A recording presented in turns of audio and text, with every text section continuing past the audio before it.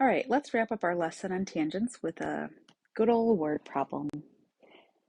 So we have a satellite that requires a line of sight for communication. So here's the satellite out in space. It needs a line of sight for communication. So here are the line of sights to the ground stations. Between the ground stations farthest from the satellite, what is the amount of time needed for a signal to go from one station up to the satellite and then down to the other station? So what's happening here is we're hanging out at the ground station. We send a signal. It's going at the speed of radio waves, so it's a radio signal. 300,000 kilometers per second. That's how fast it travels. Up here, boom, and then down here, and we are at the other station. So this is going to be very fast, I think. I guess we'll figure out how far it has to travel. But that's gonna go 300,000 kilometers for every second. So the question is, how long does it take a signal to go from one ground station to the other ground station? So your picture in your notes, I think is kind of hard to see, and I would like to do some labeling. So why don't we go ahead and kind of draw a better picture or a picture with just the information we need. So here's the Earth. We've got the center of the Earth. We have ground station over here. We've got our satellite going up there. It's going to come back down to hit the ground station on the other side. So these are points of tangencies. This pathway of the radio wave is tangent to the radius. So we can go ahead and draw in right triangle, draw in, not right triangle, right angle. And then we were given some measurements. We know that from the satellite to Earth is 35,786 kilometers.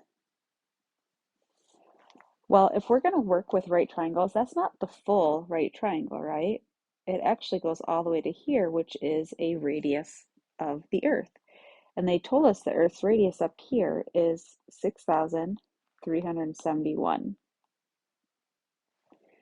All right, so from the center of the Earth all the way to the satellite is those two segments added together. What we don't know is how long is it from ground station to the satellite. But because we have a radius over here as well, this is 6,371 kilometers. So what we're going to do is we're going to work with this right triangle. We can use Pythagorean theorem. Here's our A, here's our B, and this is our hypotenuse. So A squared plus B squared equals C squared. So we said our A was the radius, that 6,371 squared plus x squared equals, now if we add these two together to get this whole segment, the whole hypotenuse, we get 42,157 squared. Okay, so normally I would go in and I would square all of these numbers. These are going to be really big numbers. So let me show you guys how you can just maybe wait to do that till the very end. Here's what that would look like. I want to solve for x squared. So I want to take this term and get it to the other side. So I'm going to subtract a 6,371 squared from both sides.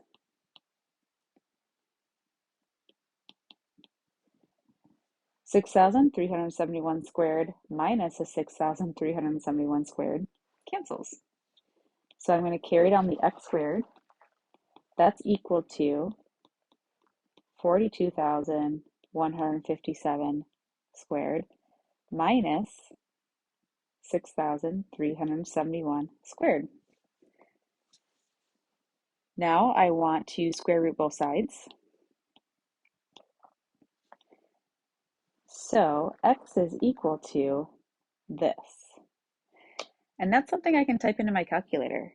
If you guys have a calculator where it shows kind of your line of work, you can type in a square root, parentheses, this squared minus this squared. And if you're just square rooting that whole thing, you can avoid having to work with really, really, really big numbers all throughout this problem. So that gives us 41,672.8 kilometers. So the sound wave has to travel 41,672.8 kilometers. I wrote meters, I meant to write kilometers. Pretend there's a little K there. All the way up to the satellite. So let's figure out how long does it take to go from the ground station over here up to the satellite? Well, it travels at 300,000 kilometers per second. So if we take that distance,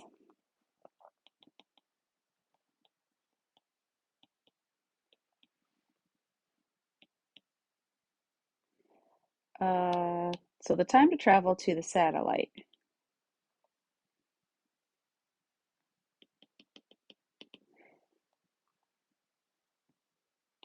we take our distance it needs to travel, the 41,672.8, and it's traveling at 300,000 kilometers per second. So we divide that by 300,000. That's a really small number, 0.139. So it takes a fraction of a second. It only takes 0.139 seconds for the radio wave, the signal, to go from the ground station up to the satellite. I mean, that is just crazy fast. Well, we want to travel from one station to the other station, so the total time, we're just going to multiply that by 2 because it takes, well, here's the connection with what we were doing. We know that if two tangents share an endpoint outside the circle, they are congruent. So those are the same distance. So I can go ahead and double the time it takes to get from the ground station to one satellite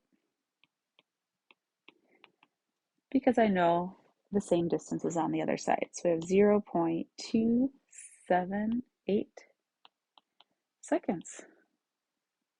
In 0.2 seconds, we're going from one ground station to the other. Crazy.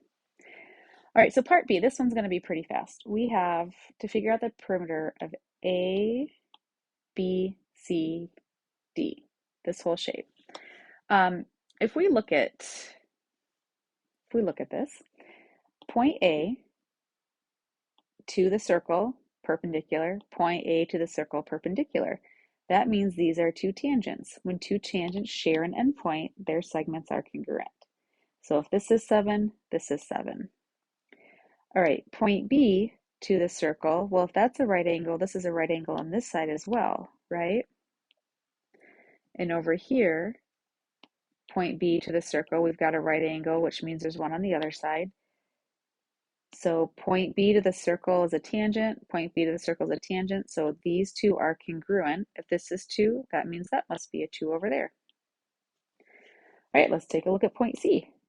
C to the circle forms a right angle, so it's a tangent. C to the circle forms a right angle, so it's a tangent. When two tangents share an endpoint, they are congruent. So we have a 3 right there. Point D, D to the circle, perpendicular, because it's going to be perpendicular on this side as well. D to the circle, perpendicular. So here we have two tangents sharing endpoint D, so that makes this a 6 also. So let's just clarify what we just figured out. We figured out that segment AB is 7 and 2 units long, so that's 9. Segment BC is 2 and then 3, so 5 units. Segment CD is 3 and then 6, 9 units. And segment DA is 6 and 7, giving us 13 units. So the perimeter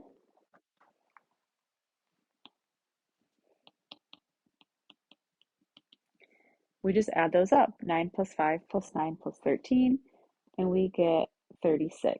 And a perimeter will get a label of units.